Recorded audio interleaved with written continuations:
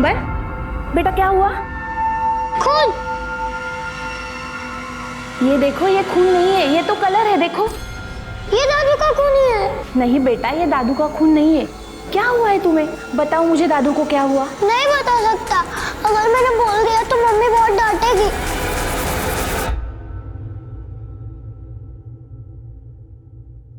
बेटा, अगर आप मुझे सब कुछ बताओगे ना, तो मैं आपको प्रॉमिस करता हूं, आपकी मम्मी आप पे बिल्कुल भी गुस्सा नहीं करेंगी। बोलो, बताओ बेटा।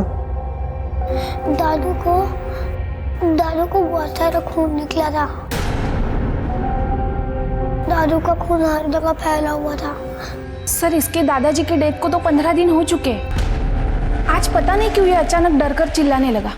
नाम क्या है इसके दादाजी का? जानकी दास कनौजिया।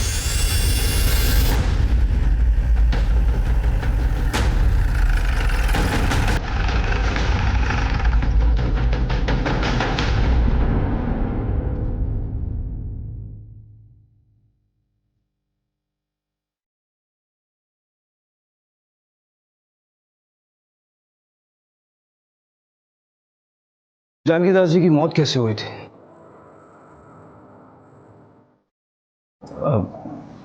सर 15 दिन पहले उन्हें हार्ट अटैक आया था। अगर उनकी हार्ट अटैक से मौत हुई थी तो ये बच्चा अंबर किस खून की बात कर रहा है? और दो बच्चों को खून खराबे वाले वीडियो गेम खेलने के लिए। अब देख लिया सर, हर जगह खून नजर आ रहा है उसको। अच्छा, आपके पास जानकी दास जी का डेथ सर्टिफिकेट तो होगा, जरा दिखाएंगे? हाँ, वो तो सर वो हमारे मोटा भाई हरी जी के पास है। वो सूरत गए हुए हैं, कल लौटेंगे। ठीक है, जैसे लौटते हैं उन्हें पुलिस स्टेशन आने के लिए बोलिएगा।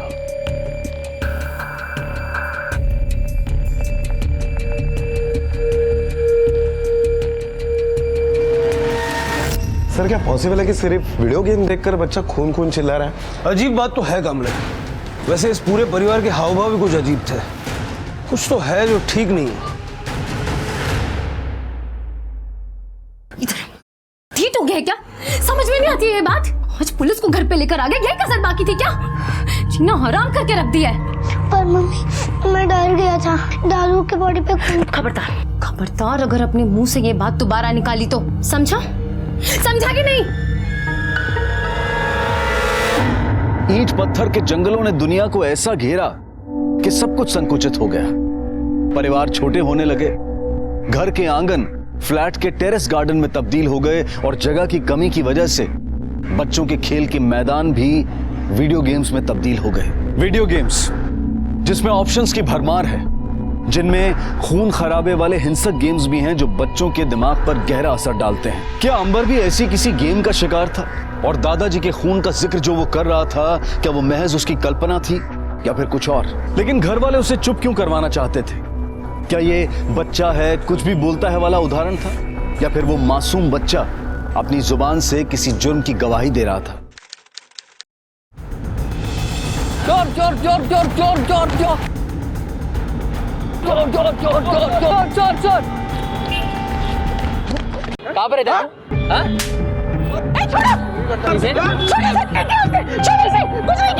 बहुत चोरी किया इसने। कुछ नहीं किया उसने। जा तुम यहाँ से। चल, संभालो अपने बेटे को। तुझे लगी तो नहीं? हाँ, तू ठीक है ना? चल, इतना चिपक रही है। तू मेरा छोटू नहीं है। हट।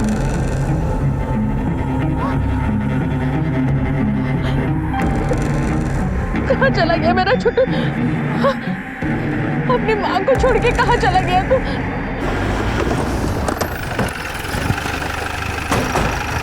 सर, एक आदमी का फोन आया था, उसने बताया कि जानकी दास का खून हुआ है और ये बात उसके बेटों ने दबा दी है। फोन करने वाले ने नाम क्या बताया? नहीं सर, इतनी इंफॉर्मेशन देके उसने फोन काट दिया। जरा पता करो ये फोन कहां से आया था, किसने किया था। Okay sir. कमले, पहले अंबर और अभी एनोनिमस कॉलर, कुछ तो कॉम्प्लिकेशन है इस केस में।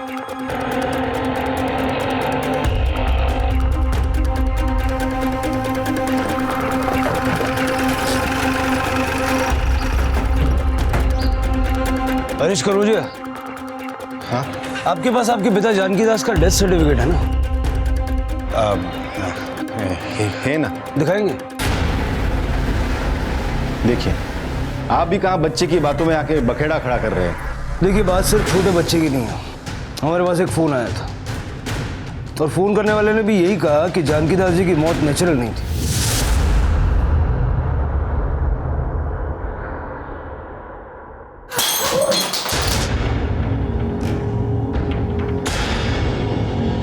वो गलती से सर।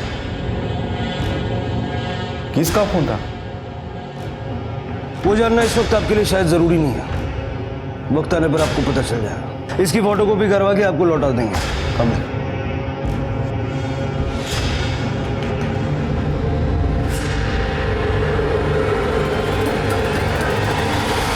कमले, मुझे अभी भी यकीन नहीं हो रहा है कि जानकी दास की डेथ नेचुरल थी।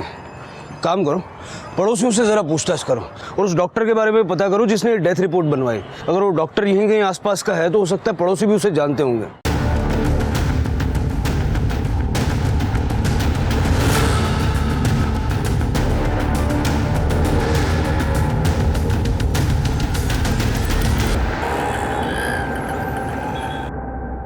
कमले, कोई अपडेट है? सर, जानकी दास के पड़ोसियों का यही कहना है कि जानकी दास बहुत हेल्थ कॉन्शियस आदमी थे। सुबह शाम वॉक करना, हमेशा फिट रहते थे। उन लोगों का यही मानना है कि जानकी दास की इस तरह से हार्ट अटैक से कैसे मौत हो सकती है। और एक बात सर, जिस डॉक्टर ने डेथ रिपोर्ट बनाई थी उसके बारे में एक इंपॉर्टेंट इन्फॉर्मेशन मिली है। जानकी दास जी की मौत हार्ट अटैक से हुई थी। और ऐसा झूठा सर्टिफिकेट बनाने के लिए जानकी दास की फैमिली ने तुम्हें 10 लाख रुपए दिए थे। क्या क्या बोल रहे हैं आप? क्या नहीं, हाँ, ये रहे तुम्हारे बैंक स्टेटमेंट। और इस स्टेटमेंट से साफ पता चलता है कि 8 अक्टूबर को कनौजा फैमिली के अकाउंट से तुम्हारे अकाउंट में 10 लाख रुपए जमा हुए। अब सारी सच्चाई यहीं बताओगे या पुलिस स्टेशन ले जाओ? नहीं सर, पुलिस स्टेशन क्यों? मैं सब कुछ बताता हूँ सर। सर, जानकी दास जी के साथ क्या हुआ था ये मुझे पता ही नहीं था। इनफैक्ट वो लोगों ने उनके मरने के बाद अगले दिन सुबह 8 बजे मुझे फ़ोन करके बुलाया था। थोड़ा जगह बबीता दीजिए। बबीता, जरा मम्मी को लेके सब बाहर जाओ। आओ, चलो चलो बाहर जाओ। मम्मी बाहर जाओ, जाओ जाओ। पापा को ना चक्कर सा आ गया था और सांस लेने में भी तकलीफ हो रही थी, तभी आपको फोन करके बुलाया। आप लोगों ने बुलाने में बहुत देरी कर दी है। आई एम सॉरी टू से, जानकी दास जी इस दुनिया में नहीं रहे। He's no more. उन्हें शायद कार्डियक अरेस्ट हुआ था। He seems to have a natural death.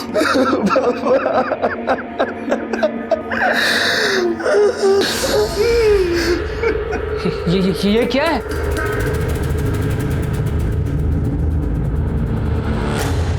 Doctor, इस बारे में आपको हमारी थोड़ी मदद करनी पड़ेगी। देखो, ये सच छुपाने में आपको जो कीमत चाहिए ना, मैं दूंगा ना। देखिए, दिस इज वेरी अनएथिकल। मैं ऐसा कुछ भी नहीं करने वाला, समझे? डॉक्टर, आप जरा सोच के जवाब दो ना। डॉक्टर, जल्दी नहीं है। आपके क्लिनिक के बारे में सोचो। उसके जो 4 इंस्टॉलमेंट देना बाकी है उसके बारे में सोचो। आपने वो इंस्टॉलमेंट नहीं दिए ना तो बैंक आपका क्लिनिक छीन लेगी। आप सड़क पे आ जाओगे। डॉक्टर, जरा सोचो, परिवार के बारे में सोचो। सर्टिफिकेट बनाते वक्त बॉडी को देखा तो होगा तुमने? कितना वक्त हुआ था मरे हुए? डेड बॉडी की कंडीशन देखकर तो ऐसे ही लग रहा था कि कम से कम 10 से 12 घंटे पहले मौत हुई होगी। सुबह कितने बजे बुलाया था? सर 8 बजे बुलाया था। मतलब 5 तारीख की रात को 9 से 12 के बीच मर्डर हुआ। हेलो सर, जानकी दास कनौजिया मर्डर केस के बारे में जो फोन आया था वो बोधन शहर के पीसीओ से आया था। सर, ये बोधन शहर महाराष्ट्र और तेलंगाना के बॉर्डर पर पड़ता है। हमने पता किया पर फोन करने वाले के बारे में कोई जानकारी नहीं मिली। ठीक है, ले चलो इसको। सर इतना चौंकने की जरूरत नहीं है। जो तुमने किया वो भी क्राइम ही है। चलो। तुम तीनों ने मिलके जानकी दास का कत्ल किया और उसके बाद डॉक्टर से फर्जी डेथ सर्टिफिकेट बनवाया। अब ये बताओ, जानकी दास का कत्ल तुम में से किसने, क्यों और कैसे किया? सर, हम सच कह रहे हैं। सर, हम में से किसी ने पापा का खून नहीं किया। अच्छा, फिर ये झूठा डेथ सर्टिफिकेट बनवाने की जरूरत क्या पड़ी? जब जानकी दास का कत्ल हुआ तुम कहां थे? मैं सर अपने दोस्तों के साथ पत्ते खेल रहा था। सुबह तक वहीं थे? हाँ, नहीं ये हाँ नहीं समझने में मुझे ज्यादा वक्त नहीं लगेगा। बेहतर यही होगा कि सच बोलो। सच तो ये है कि उस दिन मैं बहुत हार रहा था सर। मेरे तो पैसे भी खत्म हो गए थे। पैसे लेने के लिए घर पहुंचा तो देखा पापा के रूम की लाइट जल रही थी।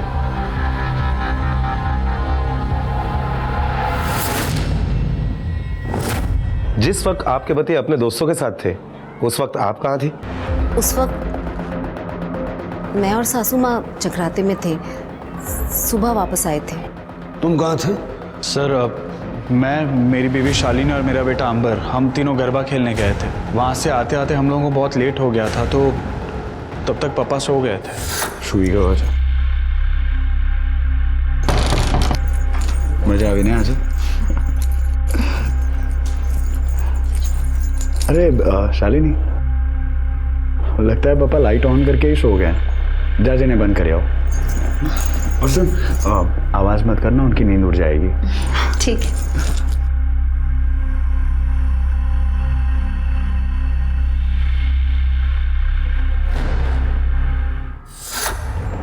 सब हम तो बहुत देर तक वहीं पर ही थे, और आप चाहे तो गरबे का वीडियो भी देख सकते हैं। याद है वहाँ एक सिंगर भी थी।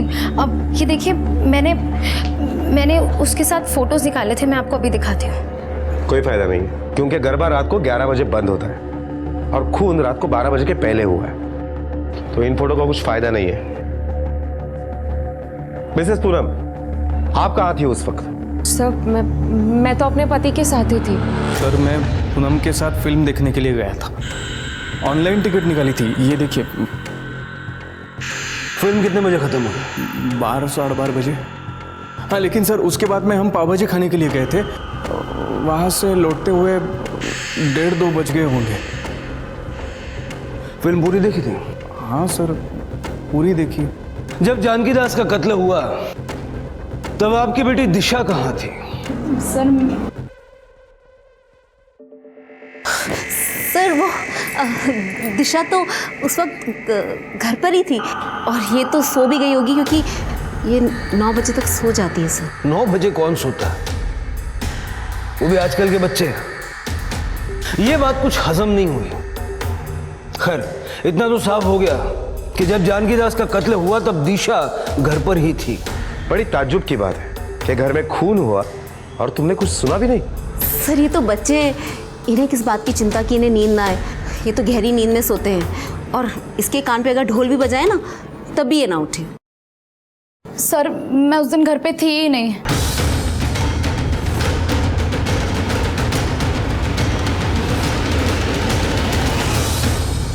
एक्चुअली उस दिन मेरे फ्रेंड के घर पे पार्टी थी। मम्मी कभी अलाउ नहीं करती, और मुझे ये भी पता था कि उस दिन घर पे कोई भी नहीं है, तो मैं बिना बताए चली गई। वहां से वापस कितने बजे आए तुम? यही कुछ 11:30 के आसपास। मुझे डर था कि कोई मुझे देख ना ले, तो मैं सीधे अपने कमरे में जाके सो गई। जानकी दास की बॉडी सबसे पहले किसने देखी? मैं जब सुबह जगराते से वापस आई तभी देखा मैंने। बा, इस बार का जगराता बहुत अच्छा रहा ना। आप हाथ मुंह धो लीजिए, मैं आपके लिए चाय बना कर लाती हूँ। ठीक है।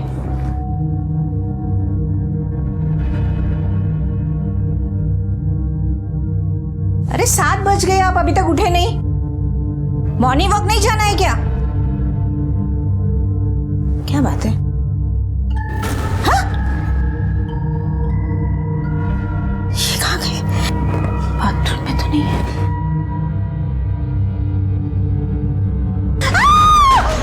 हरीश, दिलीप, स्नेहल, तुम्हें आ जाओ, अभी जाओ।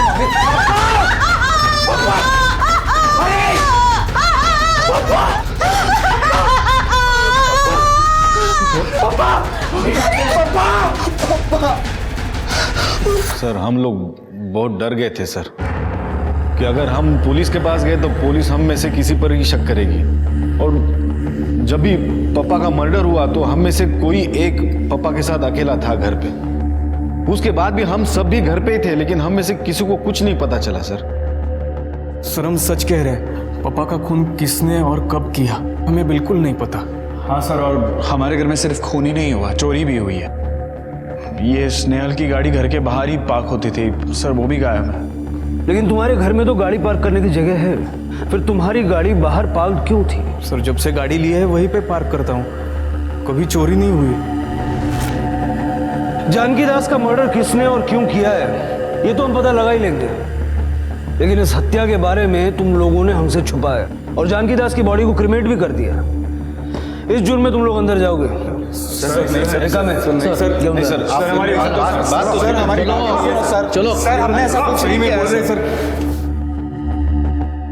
कामले पूरी कनौजिया फैमिली के कॉल रिकॉर्ड्स और मोबाइल लोकेशंस निकलवाओ, क्योंकि यहाँ पर एक नहीं बल्कि तीन पॉसिबिलिटीज हैं। पहले ये कि इन्होंने किसी को सुपारी देकर ये मर्डर करवाया और बाद में गाड़ी उसी को दे दी ताकि ये चोरी की कहानी गढ़ सके। दूसरी पॉसिबिलिटी ये है कि इनमें से किसी एक ने इस काम को अंजाम दिया है और बाकी के सारे लोग मिलकर उसको बचाने की कोशिश कर रहे हैं।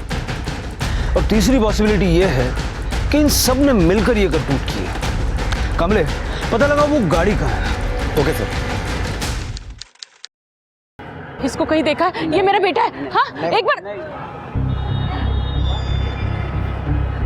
अरे यार, ए दादा इसे देखो ना, कहीं देखा है? ये मेरा बेटा छोटू है। हाँ कहीं नहीं देखा है। एक बार ध्यान से देखो ना, शायद कहीं देखा होगा, पता नहीं कहाँ चला गया। ओ भैया देखो तो सही एक बार इसको। अरे हट, पागल है क्या? दूंगा रख के।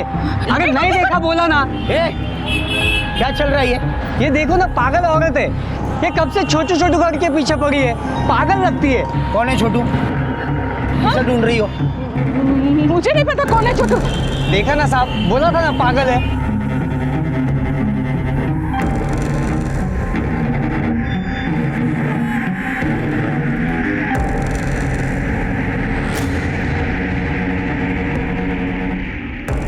मेरी लॉयर से बात हो गई है, उसने बोला है कि डरने की ज़रूरत नहीं है।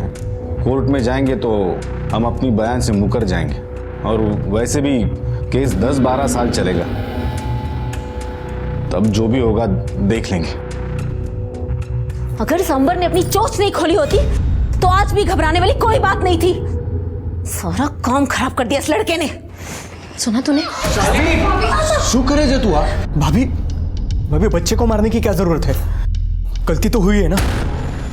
पहली गलती किससे हुई है? हाँ बोलो बोलो। एक मिनट भाभी प्लीज, तुम्हें शांत हो जाओ। मैं तो कहता हूं कि हम ये सारी बात पुलिस को सच बता देते हैं प्लीज।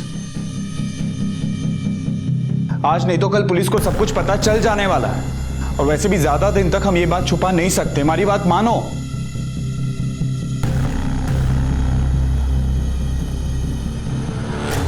पुलिस के मुताबिक तीनों बेटों ने या फिर तीनों में से ही किसी एक ने जानकी दास का कत्ल किया था, लेकिन फोन लोकेशन के मुताबिक उस रात की मौजूदगी के बारे में सबके बयान सच थे। सुपारी देकर कत्ल करवाने की बात भी खारिज हो चुकी थी, क्योंकि किसी के भी कॉल रिकॉर्ड्स में ऐसा कोई संदिग्ध नंबर नहीं मिला था और स्नेहल की कार मुंबई से नागपुर तक के हर सीसीटीवी फुटेज में दिखाई दी थी।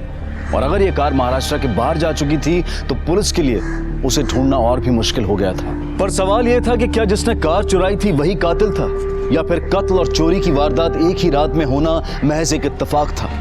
कनौजिया परिवार एकजुट था, कोई किसी के खिलाफ नहीं बोल रहा था, इसलिए पुलिस ने पहले उनकी एकता तोड़ने की ठानी, इस उम्मीद में कि शायद सच बाहर आ जाए। भैया कैसे दिया ये? 20 रुपया? पिछले हफ्ते तो मैं 15 में लेके गई हूँ। क्या भैया आप हर हफ्ते 5 रुपए बढ़ा देते हो? आपके पति मुसीबत में है, फंस गए वो। कैसी मुसीबत सर? जुए के चक्कर में फंस गए हैं क्या? मैंने कितना समझाया था उन्हें, लेकिन उससे भी बड़ा मामला है। शालिनी और पूनम ने हमें बताया कि जानकी दास का कत्ल हरीश ने किया। नहीं, ऐसा नहीं बोल सकती वो, और मैं नहीं मानती कि दिलीप ऐसा कर सकते हैं। लेकिन बबीता और पूनम के मुताबिक दिलीप एक ऐसा है जो जानकी दास को मार सकता है। जानकी दास के साथ उसकी कभी नहीं बनती थी, हमेशा प्रॉब्लम में रहता था, और इसीलिए जानकी दास को मारकर उसने प्रॉब्लम को जड़ से मिटा दिया, है ना? लेकिन पप्पा को स्नेहल से कोई प्रॉब्लम नहीं थी, बल्कि पप्पा तो स्नेहल को सबसे ज़्यादा मानते थे। लेकिन ये दोनों झूठ क्यों बोल रहे हैं कि स्नेहल ने ही पप्पा का खून किया?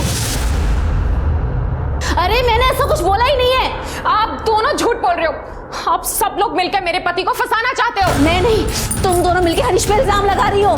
एक मिनट, मैं कुछ बोल ले रही हूँ, इसका मतलब ये नहीं कि आप दोनों मुझ पर और मेरे पति पर इल्जाम लगाते जाओगे। इसका मतलब आपने जरूर कुछ ना कुछ बोला होगा, तभी ये सब कुछ। अरे मेरा दिमाग खराब हो गया था तो मैं कुछ भी बोल दूंगी। मैं जानती हूँ ये सब किसने किया है। तुम्हें शर्म नहीं आई पापा का खून करते हुए? उस दिन जब ये पापा से झगड़ा कर रहा था तो मैंने सब कुछ सुन लिया था।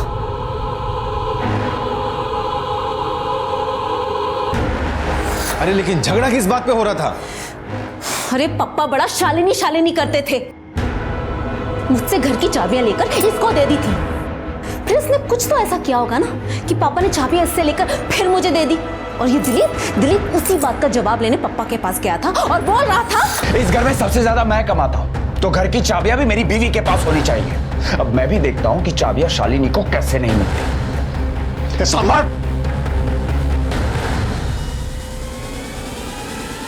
भाभी आप तो ऐसे बोल रही हो जैसे पापा सिर्फ मुझसे और शालिनी से नाराज थे।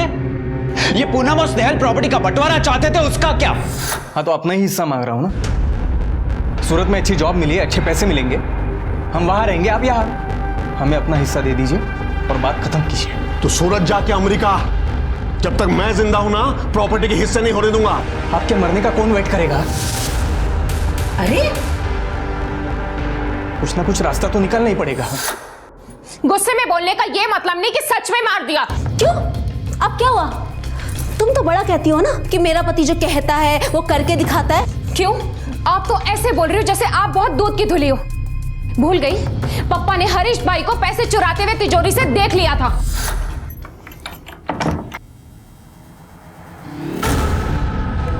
चुगारी तो होतोच, अब चोर भी बन गया। अरे पापा मैं चोरी नहीं कर रहा था, वो किसी का उधार देना था ना इसलिए ले रहा था। कुछ दिन बाद रखने वाला था ना मैं पापा। ये मेरी मेहनत की कमाई है, तेरे जुआ की उधारी चुकाने में खर्च नहीं कर सकता। रखे थे पैसे। अच्छा अरे ना रखू तो? राख नहीं तो ऐसा थप्पड़ मारूंगा कि चोरी जुआ सब भूल जाएगा तू। रख। अच्छा मारो। नहीं मारो ना, अगर मेरा हाथ उठ गया ना तो आप नहीं उठ पाओगे। क्या बोला? तू मुझे मारेगा? मार के दिखा। पापा आप फालतू बात मत करो। और उस रात भी हरीश भाई कोई बिजनेस मीटिंग के लिए नहीं गए थे, जुआ खेलने गए थे, जुआ। और जब हार गए तो वापस घर पर पैसे लेने आए थे और पप्पा ने इनको चोरी करते हुए देख लिया और उसी गुस्से में इन्होंने पप्पा का खून कर दिया। कुछ भी बकवास करे जा रही हो तुम। क्यों? अभी बहुत बुरा लग रहा है तुम्हें? दूसरों की बुराई करते हुए तुम्हें बहुत मजा आ रहा था। अपने पति की बात आई तो बहुत गुस्सा आ रहा है। मेरे पति के बारे में तुम कुछ मत बोलो। मैं जानती हूँ, समझी? अपना मुंह बंद रखो, अपने काम क्यों बंद रखो? तुम दोनों चुप हो जाओ, शांत हो जाओ। अरे क्यों? मैं अपने मुंह पर ताला क्यों लगाऊं? अरे चुप हो जाओ, चिल्लाओ मत तुम लोग। 2 मिनट भी इस घर में तुम लोग शांत नहीं रह सकते?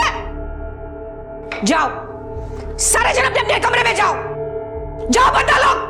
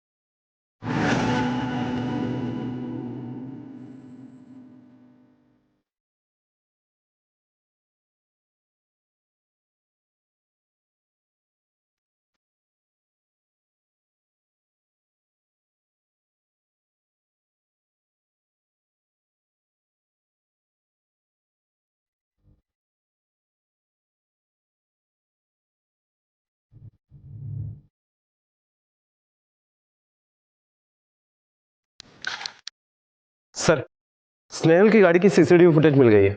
चलो ये देखिए, स्नेहल की गाड़ी तेलंगाना के निजामाबाद तक तो दिखाई दे रही है, लेकिन उसके बाद वो कहाँ गायब हो गई कुछ पता ही नहीं चल रहा है और कोई सीसीटीवी फुटेज भी नहीं है। सर ये आपसे बात करना चाहते हैं। बोलो।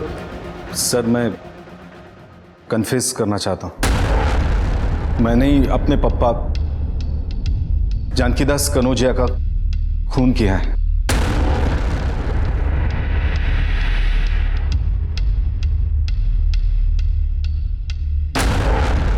सर 5 अक्टूबर की रात को मैं जुए में बहुत हारा था, मेरे पैसे खत्म हो गए तो मैं पैसे लेने घर गया।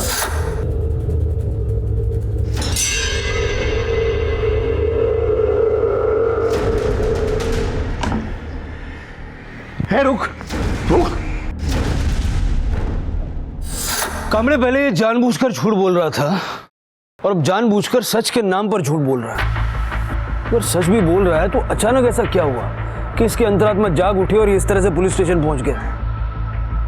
कामड़े, जब तक इसके खिलाफ कोई सबूत नहीं मिल जाता हम इस पे केस रजिस्टर नहीं कर सकते, क्योंकि जिस तरह से अचानक आकर इसने कन्फेशन किया है उसी तरह से ये कोर्ट में मुकर भी सकता है। और मुझे नहीं लगता कि ये अपने गिल्ट की वजह से यहाँ आया है। इसके फैमिली में जरूर कुछ ना कुछ हुआ है। जरा पता करो माजरा है क्या। Okay sir.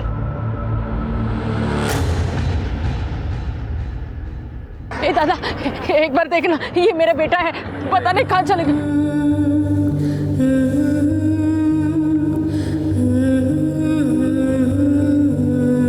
प्यार से सब कुछ सच बोल दे, वरना जितने भी पैसे तूने दिलीप से वसूले हैं ना, सारे तेरे इलाज पे ही खर्चे हो जाएंगे।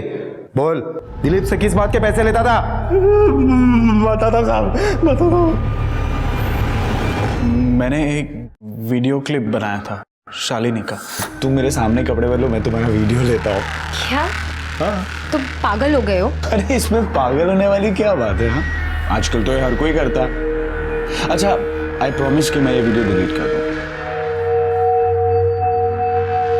थोड़ी पाछड़ देना प्लीज, थोड़ी पाछड़। सर, मैं वो क्लिप डिलीट करना भूल गया और उसके 2 दिन बाद मेरा फ़ोन चोरी हो गया सर। और फिर मेरा फ़ोन जिसको मिला सर, वो मुझे ब्लैकमेल करने लगा। उसने कहा कि अगर तू मुझे पैसे नहीं देगा तो फिर मैं तेरी ये क्लिप इंटरनेट पे डाल दूंगा। तो सर मैं उसे हर महीने पैसे देता रहा। रिका में ये है वो आदमी जो आपको ब्लैकमेल करता था। इसके कंप्यूटर पे हमें वो क्लिप मिली है। आपको इसके खिलाफ केस डालना होगा ताकि इस पे एक्शन लिया जा सके। हाँ सर, मैं तैयार हूँ। सर एक्चुअली मैं तो पापा के खून के बारे में भी आप लोगों को बताना चाहता था, लेकिन मेरी सुनता कौन है।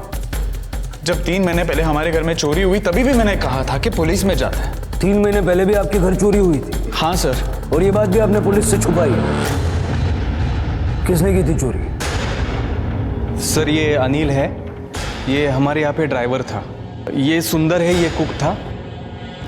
और ये सुनील, ये घर के सारे काम करता था। सर हमारे यहाँ जो चोरी हुई थी वो इन तीनों ने मिलकर की, ऐसे हमें शक था, तो हमने इन्हें काम से निकाल दिया। साहब, हमने कोई चोरी नहीं की है। ये गंदा इल्ज़ाम हम पे लगाया और हमको नौकरी से निकाल दिया। साहब, मुझे तो शक इन घर वालों पे है। इनमें से ही किसी ने माल अंदर किया और इल्ज़ाम हम पे लगाया। अभी क्या बोलूं साहब, हम लोग ने चोरी किया होता तो क्या पुलिस को नहीं बुलाते वो लोग? बड़े शाने लोग हैं साहब। सुनील कहाँ रहता है? अभी का तो पता नहीं, पर हाँ साहब, उसका एक चाचा है, उसका एड्रेस मांगता तो मैं बता सकता हूँ आपको।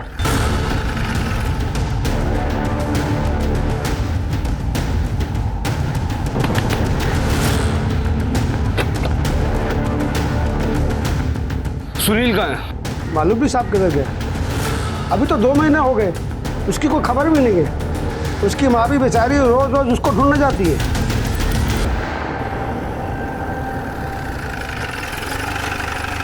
और इसकी दादा, बेटा कहाँ है तुम्हारा? कहाँ है सुनील? पता नहीं साहब, वो कहाँ है। साहब मेरे बेटे को मत पकड़िए, उसने कुछ भी नहीं किया। मेरी बात पर विश्वास किया, मेरे बेटे ने कुछ भी नहीं किया। तुमसे किसने कहा कि मुझसे पकड़ने के लिए आए? वो स्नेहल साहब ने फोन किया था मुझे। वो बोल रहे थे कि सुनील ने चोरी की है, अगर वो जैसे मिलेगा उसे पुलिस के हवाले कर देंगे, ऐसे बोल रहे थे वो। साहब मेरे बेटे ने मुझे फोन किया था, उसने कहा कि उसने ऐसा कुछ भी नहीं किया है। उसने ये बोला कि वो मैडम पूरी है। कौन मैडम? क्या नाम बताया? वो तो कुछ भी नहीं बोला उसने। हेलो, क्या? आइए सर, इस तरफ।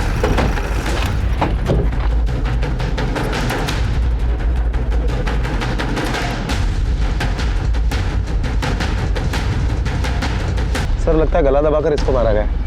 कमले, लेकिन सवाल ये उठता है कि ये यहाँ पे कर क्या रहा था? इसकी बॉडी को पोस्टमार्टम के लिए भेजो और उनसे रिक्वेस्ट करना कि जरा प्रायोरिटी में बताएं इसकी मौत कैसे हुई और कितने बजे हुई, और स्नेहल की कॉल डिटेल्स भी निकलवाओ। Okay sir.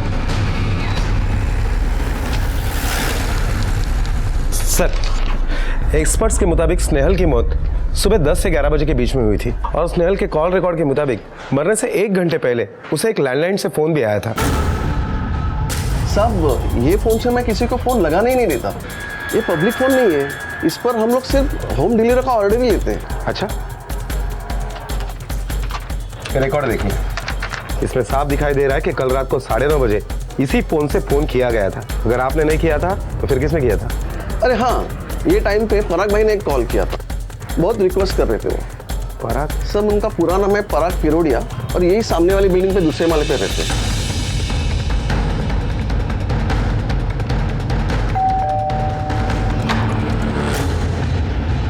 पराग?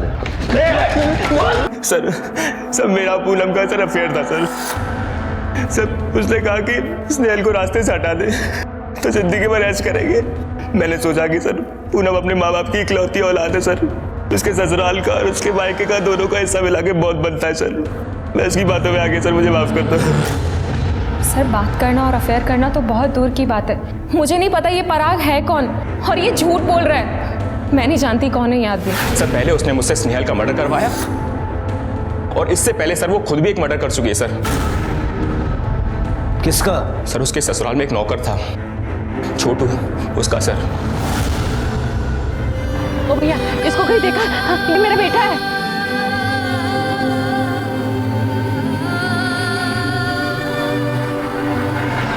मुझे कैसे पता कि उसने छोटू का मर्डर किया? सर ये बात मुझे उसने खुद बताई कि उसने छोटू को मारा है। स्नेहल ने सर उसकी बॉडी को घर के पीछे दफना दिया, पर सर जैसे ही उसके ससुर की मौत की इंक्वायरी स्टार्ट हुई तो सर वो डर गई सर। और सर एक रात उसने मौका देख के छाछ में सर नींद की गोलियां मिला के उसने पूरे घर वालों को पिला दी सर।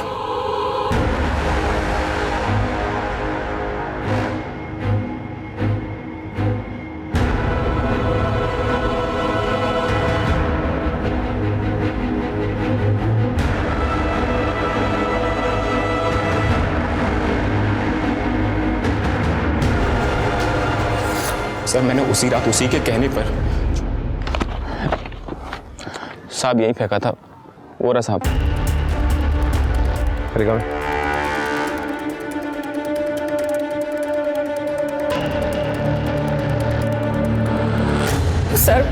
सर मैं उसको मारना नहीं चाहती थी।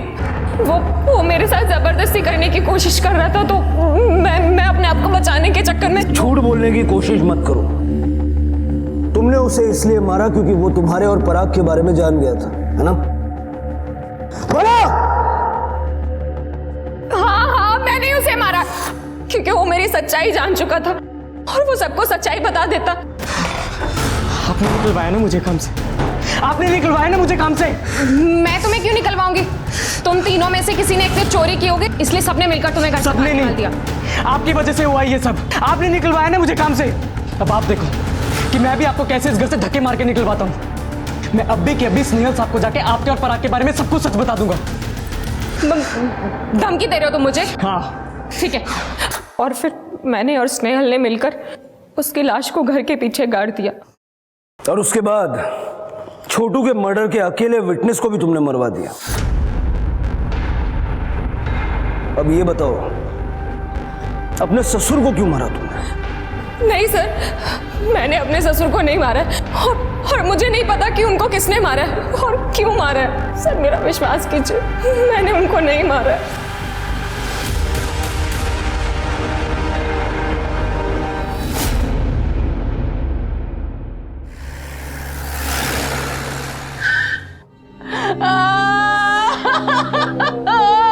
छोटू, मार डाला उस डायन ने मेरे लड़के को।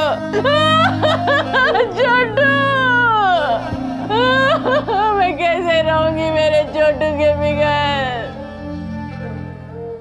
सर पता ना इस कनौजिया फैमिली ने क्या क्या राज छुपा कर रखे। बच्चे की बात को भी अनसुना कर दिया गया था। अगर उस आदमी का फोन नहीं आता तो हमें ये कभी नहीं पता चलता कि जानकीदास कनौजिया का खून हुआ था। जानकीदास कनौजिया मर्डर केस के बारे में जो फोन आया था वो बोधन शहर के पीसीओ से आया था।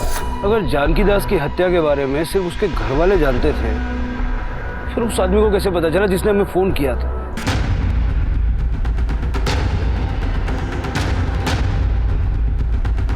बोधन?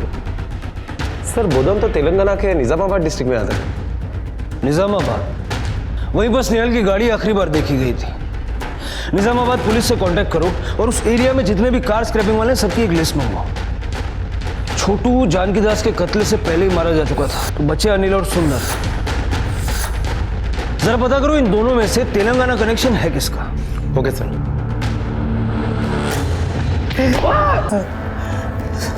साहब मैंने जानकी दास साहब का खून किया। क्यों? साहब मुझ पे झूठा इल्जाम लगाया चोरी का और मुझे नौकरी से निकाल दिया, जबकि मेरे बेटे के कैंसर के इलाज के लिए पैसे की जरूरत थी मुझे। मेरा बेटा मर गया साहब, इसलिए मुझे जानकी दास पे बहुत गुस्सा था। निजामाबाद तक गया साहब और वहां जाके स्क्रैप वाले को बेच दी मैंने गाड़ी। और वहां से हमें फोन तूने इसलिए किया क्योंकि तू चाहता था कि जानकी दास के कत्ल के इल्जाम में उसका पूरा परिवार फंस जाए। हाँ साहब। लेकिन तू अपने जाल में फंस गया क्योंकि तू ये भूल गया, क्रिमिनल गुनाह करके कुछ देर के लिए छुप तो सकता है, हमेशा के लिए बच नहीं सकता।